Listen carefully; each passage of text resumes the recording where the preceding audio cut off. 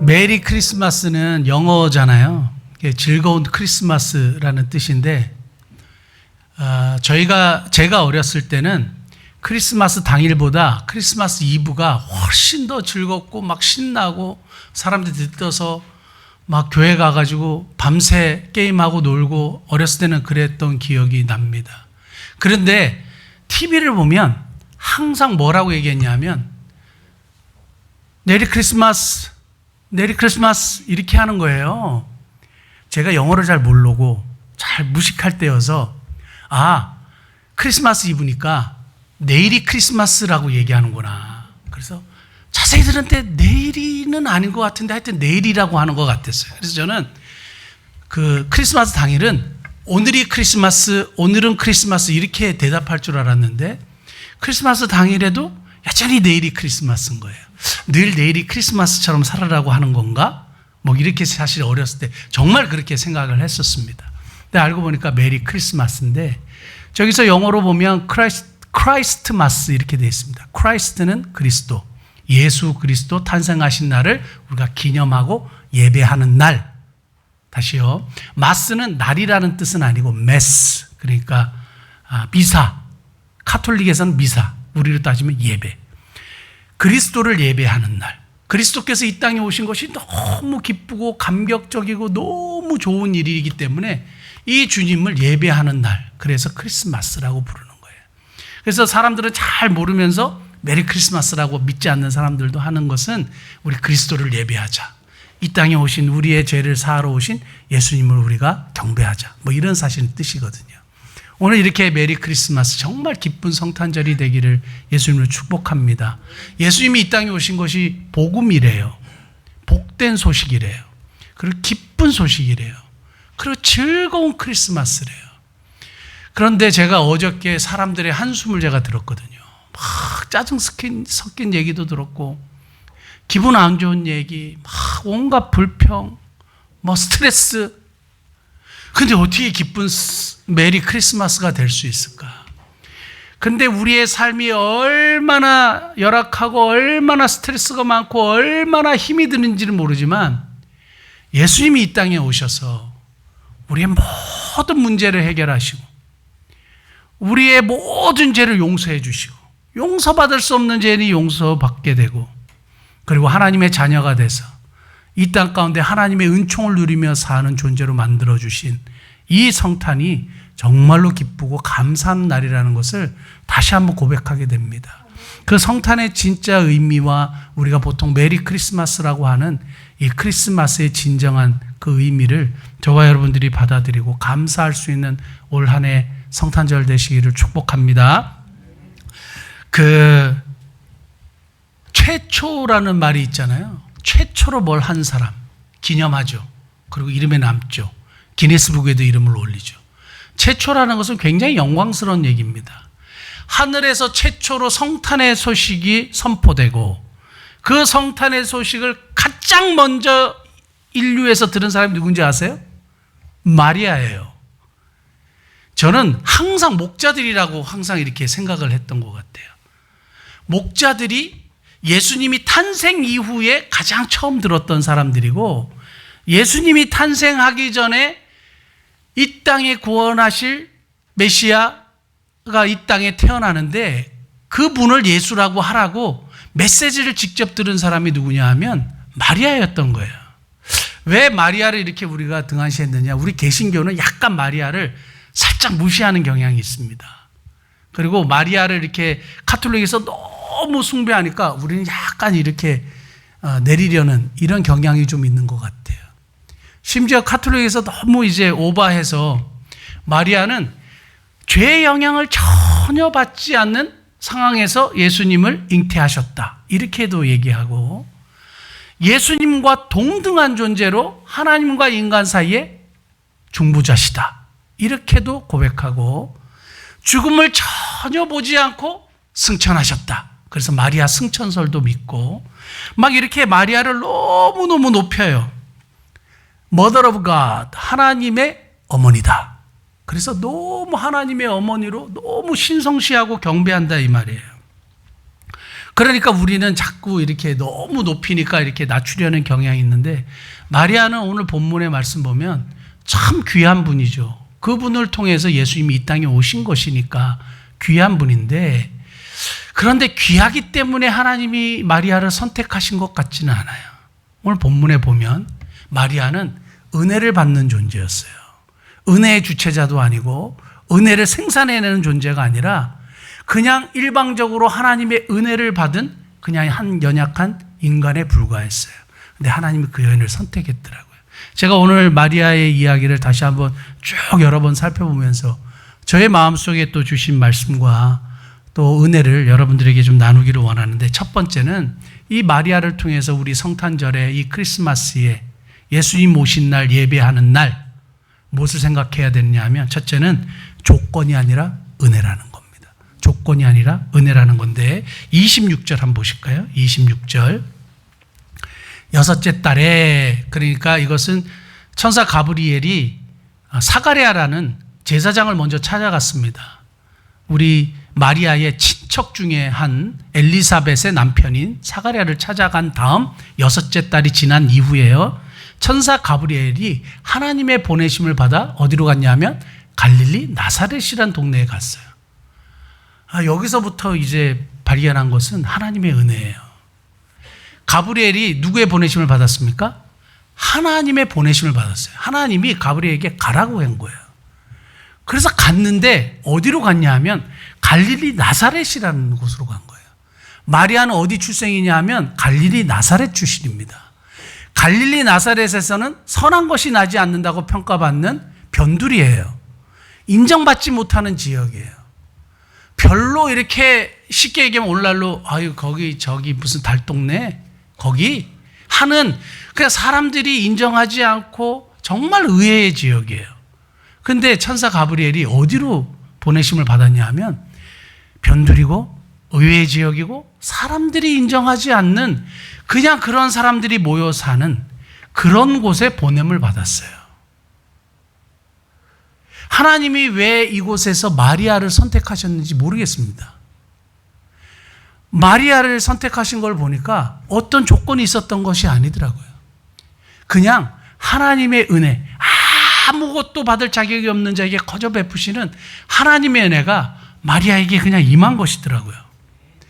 예루살렘이 있었어요. 그리고 예루살렘에는 성전에서 항상 제사, 오늘날 따지면 예배가 이루어졌어요.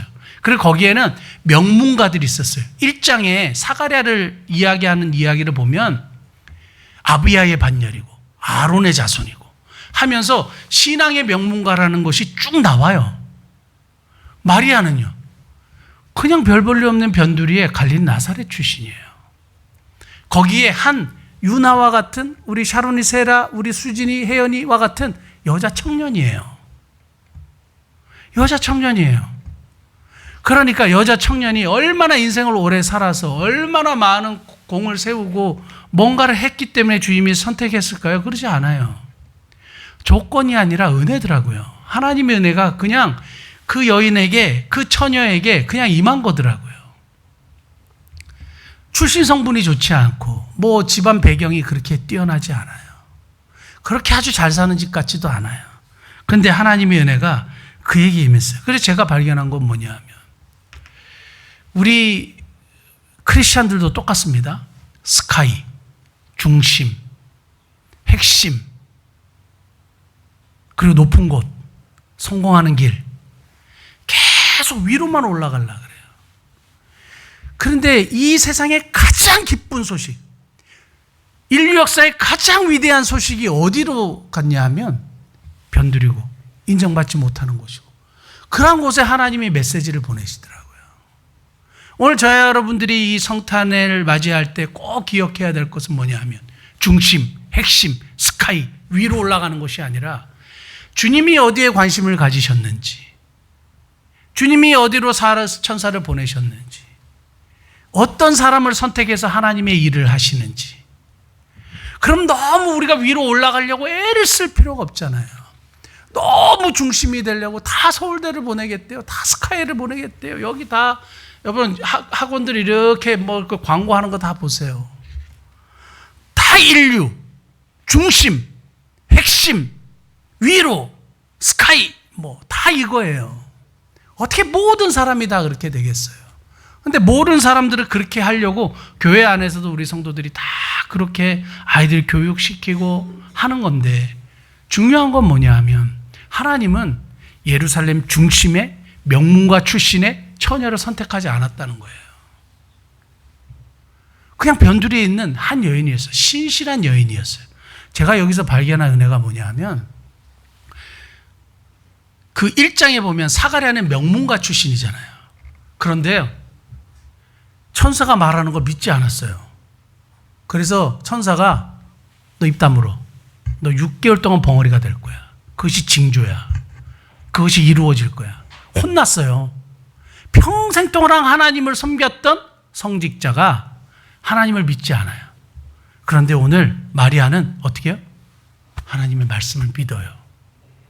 말도 안 되는 얘기인데 믿어요. 아, 하나님이 찾으시는 건 순수한 믿음이구나. 조건이 아니라 은혜로 선택받은 것인데, 이 선택받은 하나님의 백성, 은혜로 선택받은 존재가 정말 하나님 앞에 이 믿음으로 신앙 고백하는 것을 통해서 영광을 받으시는구나 생각하게 되는 것입니다. 하나님의 역사는 언제든지 우리가 기대하고 중심, 핵심에서 나오지 않았어요. 저는 이 말씀 주면서 갑자기 삼손이 생각이 났는데, 그 삼손이 블레셋과의 전쟁에서 나귀 턱뼈 하나로 1000명을 죽였다 그랬어요. 근데 사람인지라 완전히 탈진한 상태가 돼서 목이 말라서 죽게 되었다 그랬어요. 이제 더 이상 힘이 없다 그랬어요. 물 한 모금이라도 먹어야 되는데 강에서 물을 얻지 않았어요. 시내에서 얻지 않았어요. 유다 백성이 도와주지 않았어요. 자신의 지파에서 도와주지 않았어요. 이스라엘 백성이 한 사람도 도와주지 않았어요. 근데 어디서 힘을 얻는지 아세요? 우묵한 곳에서 나왔어요. 물이 우묵한 곳에서 터치하니까 거기서 나왔어요. 우묵한 곳은 물이 나올 수 없는 곳이에요. 하나님의 역사는 언제나 이런 우묵한 곳, 일어날 수 없는 곳에서 하나님의 역사가 일어나더라고요. 그래서 우리가 은혜라고 하는 거예요. 아무 자격이 없는데 하나님의 전적인 호의와 은혜로 말미암아, 선물로 말미암아 이루어진 것더라고요. 제가 이제까지 경험한 하나님의 그 역사를 제가 한번 종합을 해보니까 언제든지 기대하지 않았던 곳에서 하나님이 역사하셨어요. 언제든지 기대하지 않았던 사람에게서 하나님의 역사를 이루어 주셨어요. 제가 말씀을 7, 8년째, 오늘은 이제 성탄절이라 보내지 않았는데 7, 8년, 이제 8년째입니다. 매일 아침 말씀을, 변함없이 말씀을 보냈는데 왜 그런지 모르겠어요. 제가 이분에게는 이제 더 이상 보내지 말아야 되겠다. 응답도 없고 대답도 없고 굳이 뭐 이렇게 보내야 될 이유가 없어서 이분은 이제 그만 보내야지 생각을 했어요. 근데 그때가 어떤 때였냐면 마침 그 주일에 아프리카 가나 선교사님 양광균 선교사님이라는 분이 오셔서 뭐 부추장이라고 하신 분 있잖아요. 잘리마을에. 그 부추장이신 양광균 선교사님 오셔가지고 나무 아래서 예배를 드리는데 예배당이 필요하다. 왜냐하면 주변에 무슬림들이 많아서 이렇게 좀 안정적인 곳에서 예배 드리는 것을 그들이 정말 원하고 있는데 아프리카 사람들이 너무 가난해서 할 수가 없다. 이제 그런 이야기를 해서 제 마음속에 아프리카 가나 잘리 마을에 교회를 하나님이 세워주시다고 기도하고 있었어요. 그런 기도하는 중에 이분에게는 이제 더 이상 말씀을 보내지 말아야지 하는데 느닷없이 그분에게 카톡이 왔어요. 그분에게 카톡이 오고 여차여차해서 어떻게 된지 아세요? 아프리카 가나의 잔리교회가 세워진 거예요. 전혀 기대하지 않고 더 이상 이렇게 얘기하지 말아야지 했던 분을 통해서 하나님이 어떻게 아프리카 가나 잔리 마을에 교회를 세우고자 하는 마음을 하나님이 아시고 그분의 마음을 감동시키셨을 거예요. 제가 그걸 보면 깜짝깜짝 놀래요. 지금도 제가 놀래요. 그런 일이 일어날 때마다. 하나님은 전혀 유명하지도 않고 크지도 않고 별 볼 일 없는 저희 교회와 같은 교회도 지금도 사용하고 계세요. 물론 예루살렘 중심에 있었던 사람들도 하나님이 사용하시지만 언제든지 하나님의 역사는 변두리에서 연약한 존재를 통해서 하나님이 일하시는 것을 발견하게 됩니다. 두 번째 제가 발견한 은혜는 28절 말씀인데요. 28절 같이 한번 읽어볼까요? 시작. 그에게 들어가 이르되 은혜를 받은 자여 평안할지어다 주께서 너와 함께 하시도다 하니 공로가 아니라 은혜라는 거예요. 공로가 아니라 선택이라는 거예요. 조건이 아니라 은혜고 공로가 아니라 선택이라는 거예요. 하나님이 마리아가 엄청나게 예배를 잘 드리고 기도를 많이 하는 어떤 공로를 보시고 선택한 게 아니라 그냥 무조건적인 선택이에요. 우리 그 장로교 교리 중에 unconditional election이라고 있어요. 무조건적인 선택이에요. 저와 여러분들을 그냥 우리가 뭐 괜찮고 뭐 훌륭하고 좀 뭐 나중에 뭐 믿을 걸 보고 하나님이 선택한 게 아니라 무조건적으로 은혜를 허락하신 거예요. 무조건적인 선택을 하셨더라고요. 에베소 1장 4절 한번 볼까요? 에베소 1장 4절 보면 이런 말씀이 있습니다. 창세전에 우리를 선택하셨다고. 같이 한번 읽어볼까요? 곧 창세전에 그리스도 안에서 우리를 택하사 우리로 사랑 안에서 그 앞에 거룩하게 흠이 없게 하시려고. 창세전에 우리를 어떻게 하시고 하나님이 선택하셨대요. 이거 무조건적인 선택이라 그래요. 왜 선택하셨을까요? 아무 공로도 없어요. 아무 뭐 조건도 없어요. 그럴 만한 건덕지가 전혀 없는데 하나님이 선택하셨다는 겁니다. 그 여러분들을 하나님이 선택하신 거 어떻게 아시는지 아세요? 하나님이 나를 선택하신 거 어떻게 아시는지 아세요? 이 성탄의 소식을 마음에 믿으세요? 선택하신 거예요. 예수님이 나를 위해서 이 땅에 오신 거 믿어지시나요? 나를 선택하신 거예요. 나를 선택하셨기 때문에 예수님의 그 십자가의 죽으심이 믿어지는 거예요. 부활하심이 믿어지는 거예요. 예수님이 이 땅에 우리 모든 인류를 위해서 오셨다는 것이 말도 안 되는 얘기 같은데 믿어지는 거예요. 2000년 전에 그 유대 땅에서 십자가에 못 박혀 돌아가신 분이 나하고 무슨 상관이 있어요. 근데 그게 믿어지는 거예요. 그게 나를 선택하신 증표인 거죠. 더 놀라운 건 이 성탄의 소식이 진짜 내가 믿는다는 거예요.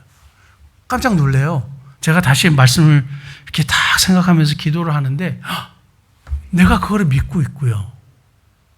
내가 그것을 고백하고 있고요. 그리고 그 은혜가 너무 감사한 거예요. 여러분도 저와 함께 그렇게 고백하실 수 있는 복된 은혜가 있기를 원합니다. 나이 20살에 폐결핵에 걸려가지고 침만 뱉으면 피가 막 나오고 계단 한 계단을 오르면 숨이 턱까지 차가지고 고등학교 졸업장도 없고 머리에 든 거는 아무것도 없고 그래갖고 이렇게 하다 죽는구나 라고 생각했던 정말 꿈도 없고 미래도 없는 한 청년이 지금 이 자리에 서 있을 거라고 어떻게 생각했겠어요? 그게 저거든요.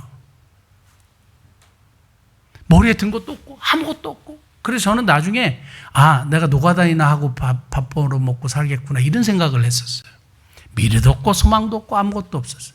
폐결핵에 걸려갖고 이러다 진짜 죽는 거 아니야? 이런 생각만 했던 사람인데요. 그 공로로 하나님이 선택했나요? 아니에요. 무조건적으로 선택해 주셨더라고요. 가만히 보니까 지금까지 이 자리에 있게 된 것이 무조건적인 하나님의 은혜로의 선택이었더라고요.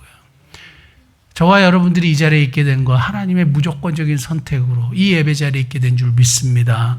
그건 여러분들이 인정하든 그 하나님의 무조건 선택으로 이 자리에 있는 줄 믿습니다. 사랑하는 성도 여러분, 이런 놀라운 하나님의 무조건적인 선택으로 저와 여러분이 이 자리에 있는 것, 나의 공로가 아니구나 고백하시고 전적인 하나님의 은혜구나 고백하시는 이 성탄절 되시기를 축복합니다. 마지막 세 번째는 이해가 아니라 순종이라는 거예요. 이해가 아니라 순종이다. 이게 무슨 말이냐면 마리아에게 들렸던 소식은 말도 안 되는 얘기죠. 남자를 알지 못하는데 어떻게 아이를 낳냐 이거예요. 당연한 얘기 아닙니까? 그런데 이런 말씀을 합니다. 대저 하나님의 말씀은 능하지 못하심이 없느니라. 그러니까 마리아가 어떻게 했어요? 아멘 했어요. 아멘 하고 순종했어요. 여기서 아멘 한다는 것은 죽기를 각오한다는 거예요. 당시의 유대법에 의하면 결혼 전에 임신을 하면, 혼전 임신을 하면 돌로 쳐 죽여도 상관이 없어요. 그리고 굉장한 무시와 멸시를 당하고 창피를 당합니다. 우리 주홍글 씨처럼 너무 창피하고 멸시를 당하고 어려움을 당하고 죽을 수 있는 그런 상황인 거예요. 그런데 그거를 아멘 했어요. 하나님이 하시는 일이기 때문에 아멘 한 거예요. 이성과 지성을 초월한 믿음을 가지게 되는 겁니다. 제가 얼마 전에 저에게 상담하고 싶다고 타 교회 자매가 이제 저를 만나게 됐어요. 누구를 소개해가지고 목사님 만나면 좋겠다. 그런데 그 자매의 질문이 제가 두 가지만 가지고 왔는데 저한테 이런 질문을 했습니다. 첫 번째 질문이 감정적 체험과 신앙 성장의 지표. 그러면서 저는 감정적으로 하나님의 사랑을 느껴본 체험이 사실상 없습니다. 그래서 가끔은 제가 신앙적으로 잘 성장하고 있는지 불안할 때가 있습니다. 감정적인 큰 경험이 없더라도 하나님이 제 안에서 일하고 계시다는 것을 알아차릴 수 있는 구체적인 기준이 있을까요? 저처럼 감정을 알아차리기 어려운 사람이 신앙적으로 건강하게 성장하고 있는지 스스로 확인할 수 있는 방법이 궁금합니다. 이렇게 질문했고, 세 번째 질문은 뭐냐면 이성적 성향과 신앙의 조화라는 질문이에요. 저는 무엇이든 이성적으로 이해하고 납득한 뒤에야 받아들이는 경향이 강합니다. 심지어 감정까지도 머리로 먼저 정리되어야 받아들이는 것 같습니다. 여기 그런 분들 있죠. 이런 자의 성향을 신앙생활 안에서 어떻게 건강하게 활용할 수 있을지 궁금합니다. 먼저 이해하고 나서 믿음이 세워지는 식의 접근에 대한 목회적 조언도 듣고 싶고, 저와 비슷한 사람에게 도움이 될 만한 공부 순서나 책이 있다면 추천해 주시면 감사하겠습니다. 최근에 제가 속한 공동체에서 추천받은 책을 읽으면서 매일 기도문을 써보고 있습니다. 이렇게 했어요. 그런데도 머리로 이해해야 믿는 그런 성격인데, 근데 진짜 믿음이 생기지 않는 거예요. 머리에서 가슴으로 내려오지 않는 거예요. 머리에서 가슴으로 내려오지 않는. 예수님은 마음으로 믿어 의에 이르는 거예요. 머리로 믿어 구원에 이르는 게 아니라 마음으로 믿고 가슴이 동의하는 거예요. 신앙의 세계는 믿어야 열리는 세계지 알아서 열리는 세계가 아니에요. 지적인 동의는 할 수 있지만 그러므로 그것이 나의 마음을 뜨겁게 하지 않아요. 나의 감정이 막 충만해야 하나님이 살아계신 걸 느껴요. 근데 그 다음 날은요. 그 다음 차갑게 식어진 내 마음이 하나님을 느낄 수 없는데요. 감정으로 주님을 따르는 것도 어려워요.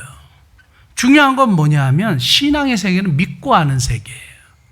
그리고 제가 자매한테 얘기했어요. 여러분들도 동일해요. 여러분들의 머릿속으로 다 이해되는 하나님? 저는 안 믿을래요. 여러분들의 그 머리로 하나님이 이해된다면 그분은 더 이상 하나님이 아니죠.